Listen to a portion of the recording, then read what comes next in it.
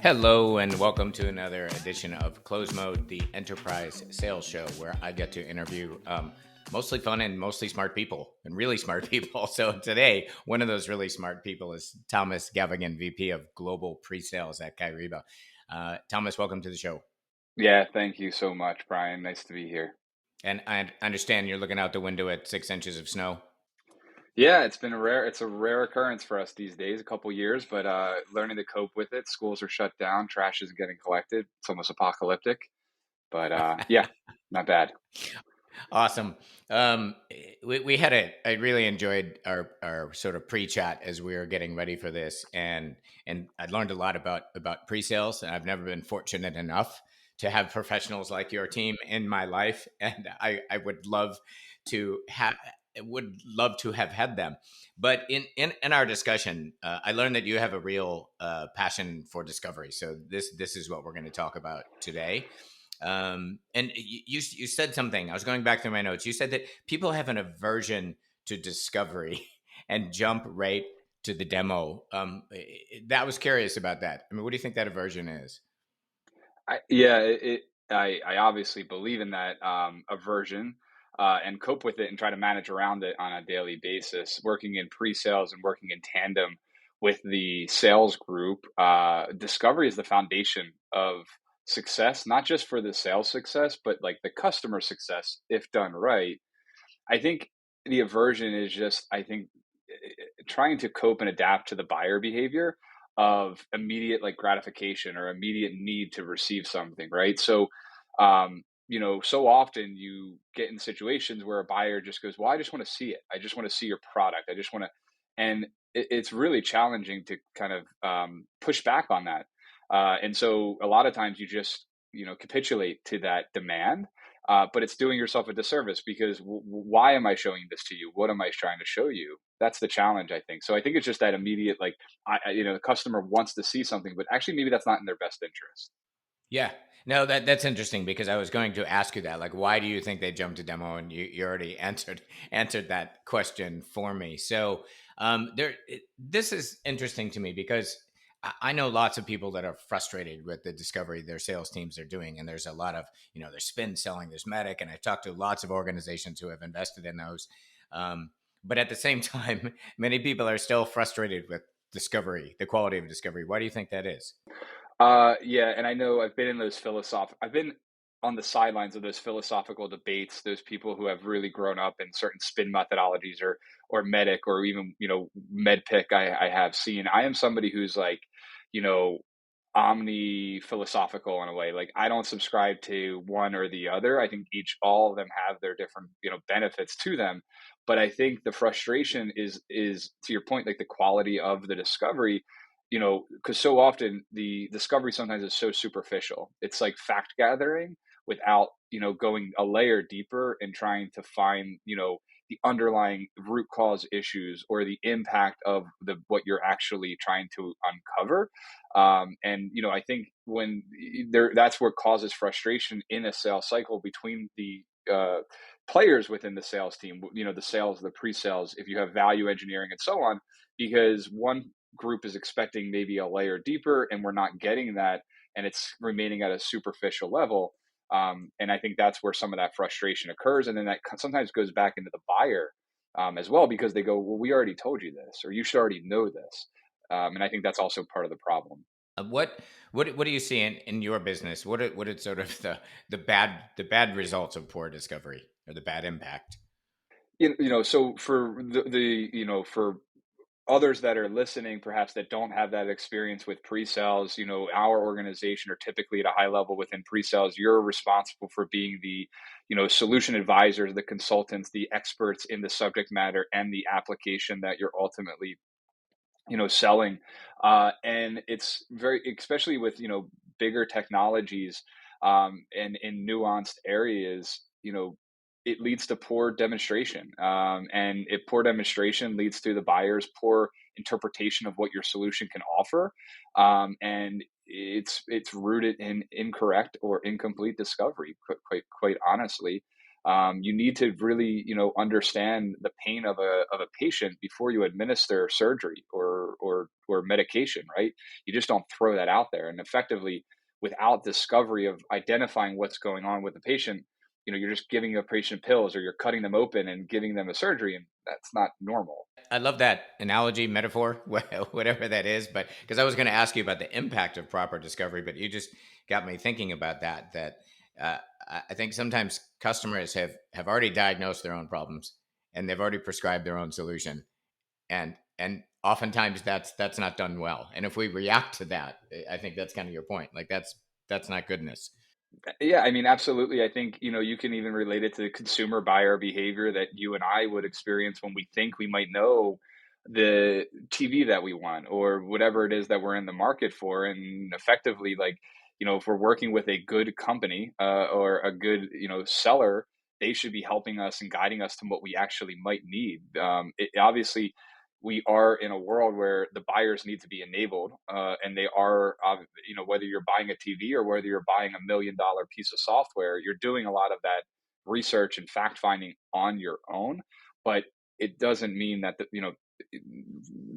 probably controversial, but maybe the buyer isn't always right, right? And you do have to kind of help guide them to what makes most sense and most effective for what they ultimately need. Yeah, no, I don't think it should be controversial. We're in the business of what we do, and yeah, we should have better insights than they do for sure.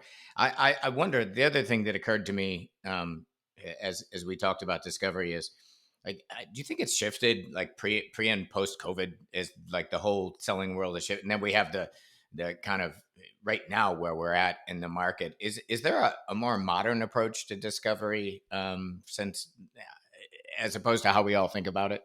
Yeah, I definitely think that, well, COVID's changed a lot in everything, and also in sales. I think, you know, because of how, when COVID first started, like companies, like my own, right? You kind of had this moment of, can we run this in a remote world? And now I've been remote for 10 years in my operation, and before the pandemic, and what we do, it doesn't necessarily need to be in person. That said, we sell in person and we discover in person a lot. And obviously with COVID, that opportunity goes away. I before COVID, even, I believe that, not, discovery, I think sometimes, and I think that you might have, this might tie into the prior question that was asked, like, why are people averse to it? Like, sometimes people think discovery is open heart surgery. No, like, certain, like, good discovery can occur in 30 minutes, can occur in 1 hour. You don't need to have a day long session. And I think there's that, maybe that mental expectation that people think about when it comes to discovery. So that said, you don't, I would, even before COVID, be against doing on-site, in-person discovery, unless it was for a very, very complex, customer need, unless it was for a very, very strategic type customer. Discovery can be done in an effective way in a remote setting. And so COVID just proved that, I think, and showed that that can occur. And obviously that impacts your CAC and your overall cost and your margins of what you're ultimately doing. So you're not flying people to go do, discovery sessions. Yeah, yeah. So and this might sound kind of basic, but what I learned in marketing research class is you always start with the end in mind, and then you go design the instrument, right? And I see a lot of people that go right to the instrument, and it's like, wait, what the hell do we want to know? What are we trying to get after? And this is the part that might sound basic. I mean, what do you think is sort of best in class? Ultimately, what are we trying to get at with discovery? Yeah, I mean, your analogy is something that translates very well in the pre-sales, by the way. We always say, show the last thing first, right? You always kind of start with the end result, and then you kind of demo the pieces behind it. And so if you work your way backwards, again, I think discovery, when you look at it, it isn't for the success of a sale, of getting a customer on board.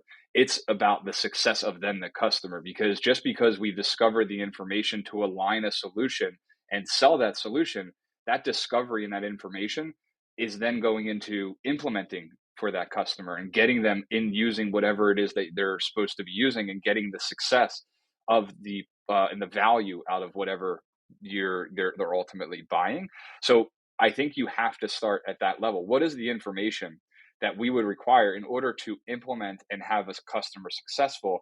And then you kind of not peel back the layers, you add in the layers that are needed to go forward into the into the sale. You can't start the conversation at that level, right? But we know where we need to get to. And there is ways in which you can do that from a superficial, then you kind of go into more of the underlying pains and implications of what the information is that you're finding in order to position the solution, but also at the same time knowing how you would actually go about implementing and getting the customer, value out of what you're ultimately selling them. It's interesting because that does lead into my next question. One of my frustration with discovery is, well, and it's why I was kind of asking you about modern approaches, because old school is like, hey, what's keeping you awake at night? What are your KPIs for the year? And so now what you have is a customer telling you what they already know that has zero value for them. But do you think there's a way to add value to the customers through discovery? And if so, how? Yeah, I definitely think so. On the modern discovery techniques, I think, I just shared where we talked about buyer enablement is huge, right? Making sure the buyer has the resources they need to be informed, and that's all part of marketing and pre-sales as well. But there's you know advanced ways that you can also do it such that you're not just giving information out, that you're actually getting information back. So automating in some way the fact gathering stage of the discovery, to me, is like a perfect world scenario, so that you're alleviating that part of the discovery. You're automating that. You're not making that so laborious between human to human. You can do that between human and machine, and then the human on the other side can interpret and make and make sense of that. So I think there is that modern element that is beneficial, right? That you kind of start off and it kind of ease into the discovery. So there again, it doesn't become such an arduous task of just show me the demo. Shut up and demo is something we oftentimes say, because that's almost the feeling that you get. And we're not there yet though, right? And if we can get the buyer comfortable with opening up a little bit and conversing and interacting, then the demo itself, right, the sales, the pitch, it becomes more tailored, it becomes more pointed, and it obviously introduces the value that you can bring, not just the what that you bring from a product perspective. Yeah, and maybe that's where the shut up and demo thing comes from, because it's like, I'm not going to answer all these questions that have no value to me. I already know all these things I'm telling you. So, and I wonder, it leads me into, like, I've been seeing more about guided discovery versus open ended. Are you at all familiar, and how do you feel guided discovery is different from the traditional open ended? Yeah, it's definitely an evolution, and there's different names that are used in the industry, I think, for what that is, and certainly something that I have employed and we have had success with. It depends on the buyer behavior and attitude. It starts there. Some buyers are very willing to sit on the chaise lounge and tell you all of their problems, and isn't that a dream scenario? And they don't expect anything in return to start.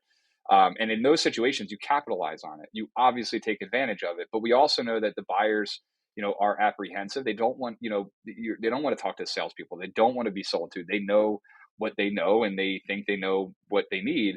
And in those situations, you give and get, and there's different names that you ultimately employ for that. But there is a situation where it isn't shut up and demo, but it is show a little bit and get the discovery as you go through it. You're not going at a deep, deep level. You're providing a little bit of vision to the buyer in terms of what the application or software can do. They're getting an idea of what the value can bring, and it opens up and it kind of calms the situation down. So they go, you can ask those probing questions, not just like, do you like this? Is this interesting to you? Those are terrible discovery questions. It allows you to go, this is how our customers are typically using this part of our software. Can you explain to me how you go about that in your daily activity?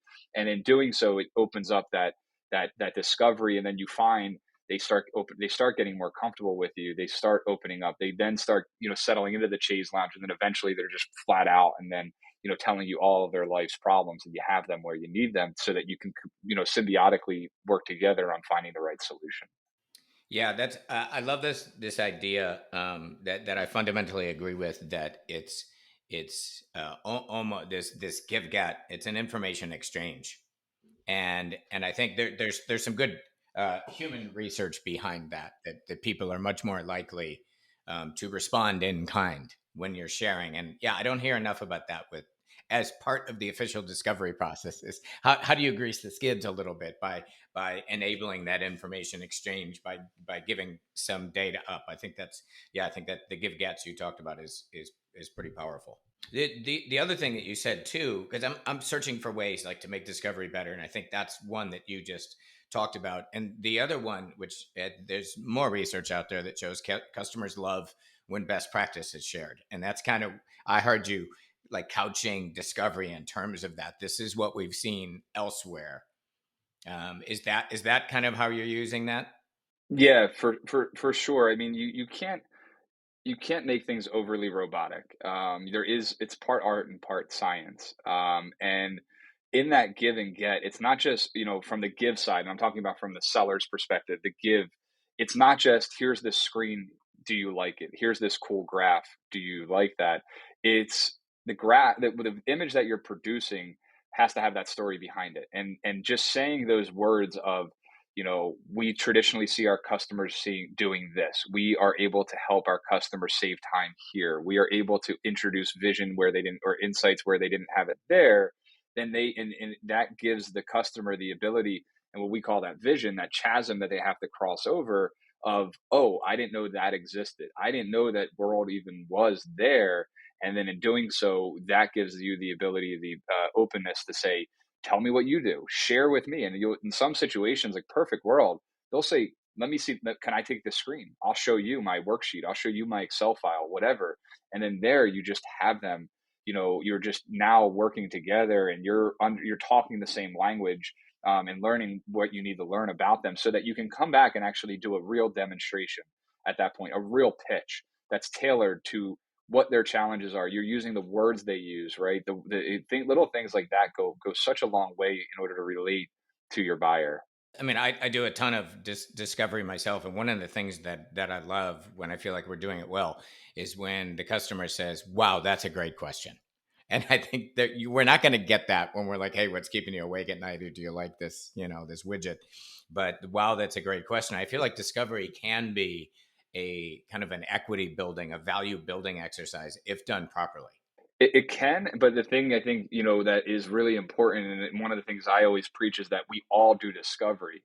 I think depending upon, your sales organization and your approach, there's different players that are in play through that evolution. You might have, business development teams, you might have sales, then you have pre-sales, you might have value engineering teams, and anybody who's touching that customer is responsible for discovery.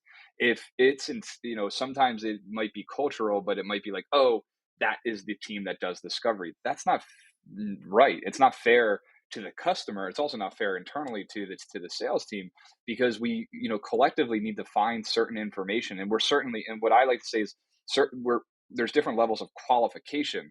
Like, you're qualified to ask these levels of questions, or these depths of questions.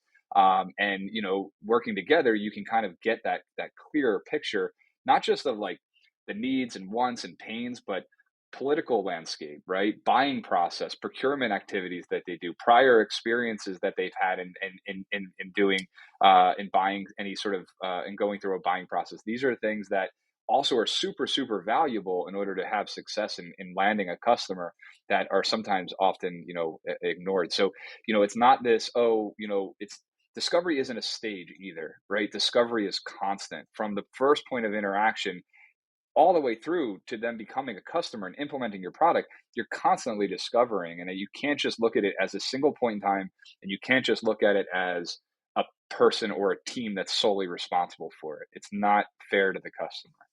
And I wonder, I have a couple of final questions for you, and one has to do with another one of those things that might sound pedantic, but it's back to the issue of I'm frustrated with the quality of discovery. It's recording the answers. Like, how much time do you spend on coaching the reps on the record? I mean, do they actually record because the answers, or are they writing them? Because for me, some of the best discovery are quotes you get from people to say, okay, I talked to an SVP of finance, and here's the actual word. So how do you go about capturing the data that comes out of discovery? I think it's a constant pursuit of perfection that I don't know. I have yet in my circle to hear anybody say we have perfected that.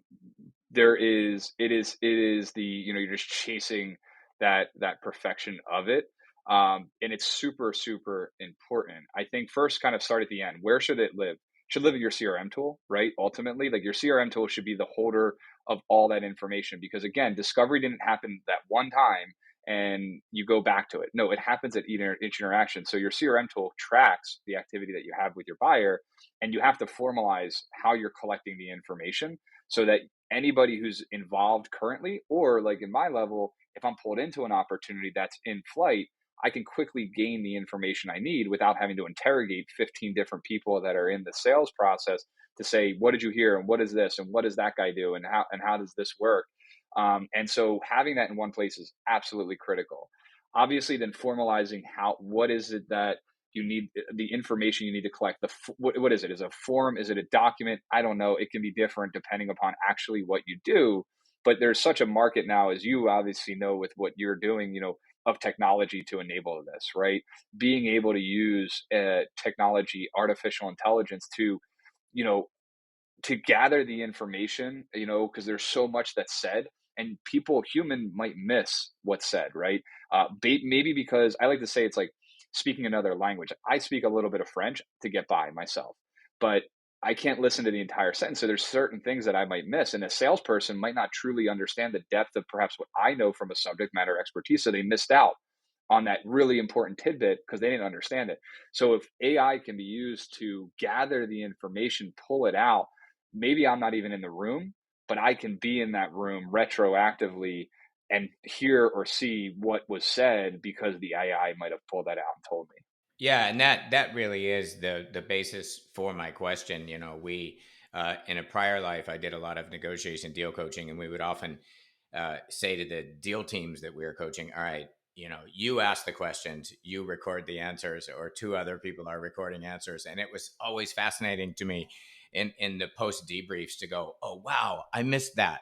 I totally missed that." Like someone will bring it up in their notes, and it's such. I think when we think about discovery, we think about the outgoing words and don't spend enough time on how are we collecting those words and analyzing them. So the final question I have for you is, so like back to the notion that a lot of people are frustrated with discovery that I talk to. How do you operationalize it? I mean, it's, if you say, okay, here's what great looks like, short of telling people, your job depends on this. You either do discovery or you're gone. Have you found any effective ways to increase discovery short of just slam dunking it? Yeah, it's again, I've yet to hear anybody say we've absolutely perfected it, copy what we do, and this is you can't make a cookie cutter. It has to align to your sales methodologies, right? What is it your sales processes look like? Are you outbound? Are you inbound type selling? Are you both? And in that, identify the opportunities and stages of the discovery and what is occurring. So relating to like an outbound sales methodology where you're actively out in the market positioning your product, you have a BD, you have aggressive marketing, you have business development that is occurring. Perhaps there's discovery that occurs there as the interest grows, and they come into that funnel, the sales get involved, right? Perhaps then there's discovery there. Then as it gets deeper, pre-sales might get involved, and value engineers might get involved, and there's the discovery there as well. The analogy I always use is like going to a doctor's office. When you go to a doctor's office, you don't just immediately walk in the room and go to the back and talk to a doctor. You at least talk to two different people before you go there, right? You're talking to the person in the front desk who's taking in your information of who you are, why you're there, what you're in for. Then you go to a nurse who's going to take your vital information of your height, your weight, your blood pressure, things like that. Then you're going to go and eventually, and go and talk to the doctor. And there, that is discovery, right? And if you operate that way, where you have the information being passed along, then you're able to then open up the opportunity for the doctor to assess the situation and then prescribe what needs to be done. The opposite of that is if I call into my cable provider who won't be named, and I have a problem, I might talk to four people and I have to tell them for the same thing four times, right? It's awful discovery, and that you don't want your buyer going through that experience. So you have to operationalize it. And you have to identify and again qualify yourself. Hey, I am your sales rep. I am not the deep subject matter expert, but I am here to understand a little bit more about your buying process, your experience with solutions like ours. Do you have a procurement process? Who do you report to? Who would be involved that we need to include? Those are great discovery questions that are absolutely required. And if you qualify yourself and they start going too deep into their pains and you're uncomfortable, you have the ability to say, hey, these are awesome things. Let's table that because I want to bring in our solution consultant. If you don't do that and you pretend like you understand French, like I might do sometimes, you're just sitting there nodding your head and you're missing all the great context. So when they come back and the person that can understand it says, "Tell me more," you frustrated the buyer, just like my cable company has frustrated me. And the other thing as well is that is really hard, I think, to manage, but it's really important. Is there's other things about discovery that are important: tone, attitude, things like that, the intangibles, like getting on a call without knowing that perhaps somebody's really dry, that they're very not open, right? If I get on, I go, this person's just a mean person, perhaps, like they're just not cooperative. But if they were that way from the first conversation and I know that, then at least I'm prepared to address that and meet that energy and not be turned off because the person's just dismissive or something like that. So I think that's also something that's sometimes not appreciated. And it's so simple. Like that's really simple to discover. No, this has been really cool. I love this subject, and a few things that jumped out. I love the idea of your discovery being tied to customer success. Just really dialing that in, and then also the idea of trading information. That we should be ready if we want to loosen up the other side. We should be able to share some data. And I think the holy grail you kind of ended with. I love this medical analogy that it's sort of systematic data capture, right? And then systematically shared down the line. And that for me is the perfect way to cap this off. Because I think for those of us as sales professionals, that's the holy grail. Like we need that systematic data capture and sharing along the way so we can diagnose and prescribe properly. So yeah, I think that's a great North Star for those of us who do this. Yeah, and any cable providers that are perhaps listening to the podcast, a good way to help your customers, by the way. Yeah, and I share that frustration. And by the way, it always blows me away. There's so much good technology out there to capture. I mean, no one even has to write anything down. Why they still can't do that is beyond me. And by the way, there are some medical facilities that are similar where you're kind of repeating your data over and over again. But you are right. When it's done properly, that's how we should think of discovery the same way we're diagnosing a medical issue. So that's really cool. I really appreciate your time, and hope that Snowmageddon doesn't doesn't get you in and keep you locked inside all weekend. I think we'll All survive. right, man. Thank you. I enjoyed this. Yeah, no, I appreciate it. Thank you, Brian. Yeah, absolutely. Anytime. Good talking to you.